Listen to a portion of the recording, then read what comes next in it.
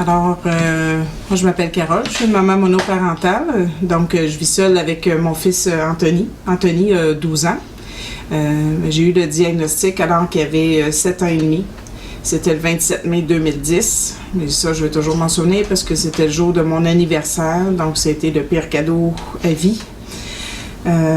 C'est sûr que c'est des moments qui sont difficiles parce que la forme de maladie qu'Anthony a, c'est une maladie dystrophie musculaire de Duchenne, donc c'est une forme dégénérative.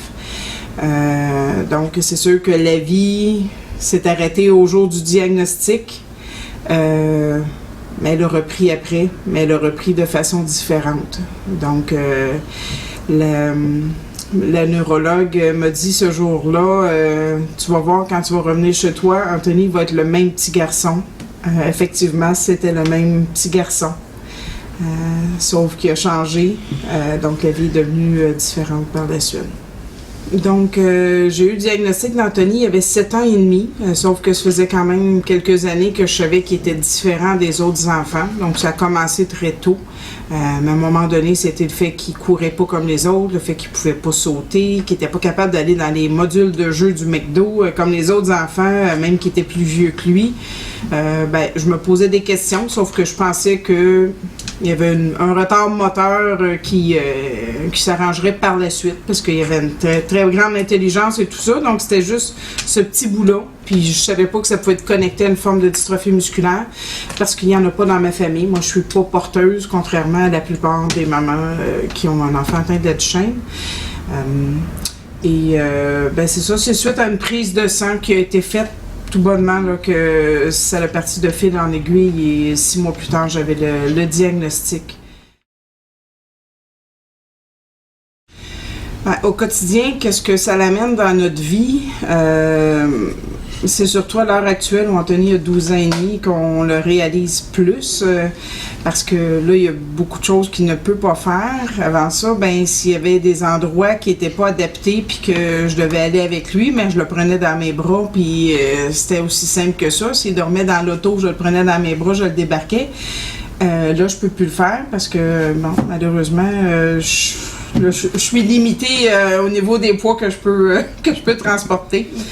Une autre chose que ça apporte, on est en fin d'année scolaire, donc il reste tout juste un mois. Anthony avait quelques escaliers à franchir. Durant toute l'année, on a essayé de faire en sorte qu'il puisse continuer à être en fauteuil roulant, mais il était capable, au niveau de la mobilité, de monter quelques marches avec de l'aide, avec ses bras qui l'aidaient sur les rampes. Maintenant, c'est rendu trop dangereux, donc ils ne veulent plus le permettre. Donc, c'est un petit peu dommage parce qu'il termine sa 6e année puis il peut pas la terminer de la même façon que les autres enfants parce qu'il peut plus aller dans sa classe. Donc, c'est beaucoup de petits deuils qu'on a à faire. Et ça arrive là fréquemment et quotidiennement, je dirais, là, ce genre de petits deuils-là ou de grands deuils, parce que c'est sûr que pour lui c'est encore plus difficile que pour moi, là, mais ça l'amène une réorganisation au niveau du travail, ça l'amène, c'est ça, certaines frustrations. La dystrophie musculaire, il y a 150 sortes de maladies neuromusculaires qui sont couvertes par Dystrophie musculaire Canada. Donc, la dystrophie musculaire de Duchenne, ça en est une parmi plusieurs et parmi les formes de dystrophie musculaire. Donc, c'est la plus virulente. C'est une maladie dégénérative au niveau des muscles. Donc, c'est l'atrophie des muscles. Donc, ça a commencé par les jambes. Donc, c'est la raison pour laquelle Anthony ne marche plus. Il peut encore faire des transferts, mais il ne peut plus marcher seul, finalement. Mais par la suite, l'atrophie vient au niveau des muscles, parce que les muscles, il y en a partout, donc au niveau des bras. Puis, par la suite, c'est les muscles du cœur et de la respiration. Donc, c'est ces muscles-là qui font que la vie s'arrête, finalement, là.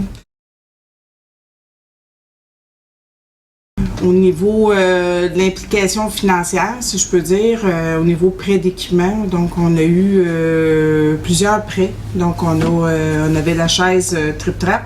sur lequel Anthony est assis. Donc, ça a été en attendant d'avoir celle fournie par le CLSC. Donc, c'est un prêt temporaire, mais un temporaire qui a été assez long, peut-être près d'1 an. Ces chaises-là, ça a une valeur, je crois, d'à peu près 600 $. Ensuite de ça, on a une barre de lit, donc pour éviter qu'Anthony tombe durant la nuit, qui nous a été prêté également. On a un système Aquatec pour le bain, donc avec un système qui descend avec une manette. Là, donc ça, c'est environ 3000 $. On a eu la luge qui nous a été prêtée, qui est une valeur d'à peu près 1000 $. Le scalet mobile, dont la valeur est environ 10 000 $. Ça fait que c'est des prêts temporaires, mais quand même la durée est variable dans le temps aussi. Il y a un autre segment également, c'est on peut avoir des montants d'argent aussi pour, exemple, les camps de jour d'été. Comme Anthony, il va dans un camp adapté à Montréal, donc ça demande du déplacement beaucoup et tout ça, là, donc ils fournissent un certain montant là-dessus, donc ça peut être pour d'autres cours également, là, que ce soit loisirs ou sport durant l'année. Mon implication bénévole auprès d'Dystrophie musculaire Canada, je dirais 2 volets. Donc, il y a un volet qui est la levée de fonds. Donc, la levée de fonds, j'organise des équipes pour le défi gratte-ciel. Ça fait 4 ans que je fais la distromage de la Montérégie, que je l'organise. J'ai fait un spectacle bénéfice. Je vais faire de l'emballage pour aller chercher également de l'argent. Donc, il y a ce genre de levée de fonds, mais il y a aussi des activités de sensibilisation qui nous aident à aller chercher aussi des gens. Donc, des gens qui vont être intéressés à s'impliquer davantage. Au bureau, j'ai fait un défi fauteuil roulant où des gens sur tous les étages se promenaient en fauteuil roulant pour toute la journée.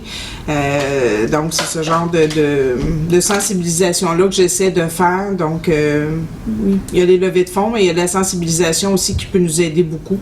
Donc, les gens peuvent appeler chez Dystrophie musculaire Canada qui vont les référer dans leur région. Comme moi, on m'a référé des gens qui ont dit on aimerait ça être bénévole. À ce moment-là, on me les réfère. Puis quand il y a des activités de levée de fonds, de sensibilisation, tout ça, je contacte ces personnes-là pour nous donner un coup de main parce que malheureusement, on ne peut pas rien faire tout seul. On a besoin d'être entouré. Au niveau des sports et des loisirs qu'Anthony fait,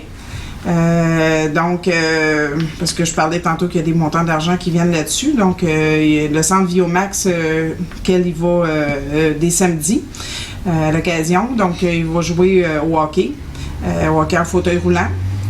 Il fait également toutes les semaines des pratiques de basket en fauteuil roulant. Et puis, il fait de la danse tous les dimanches soirs avec l'équipe du projet RAD de Lucas des Legs Patuelli. Donc, ça fait 2 ans qu'il suit des cours de danse aussi. Donc, je pense que malgré sa maladie, son handicap, je pense qu'il est plus actif que bien des enfants qui n'ont aucune maladie ou aucun handicap. Fait que, tu sais, c'est ces jeunes-là qui veulent, on dirait qu'ils veulent encore plus, puis ils veulent rien manquer. Donc, ça, c'est des choses qui sont bien importantes. On aimerait remercier puis encourager les participants au défi gratte-ciel et toutes les personnes qui collaborent aux événements de Dystrophie musculaire Canada durant l'année. Donc, vous faites une réelle différence dans la vie des 15 000 personnes atteintes d'une forme de maladie neuromusculaire. C'est important également pour la recherche et le financement de la recherche. Alors, on vous dit un gros merci.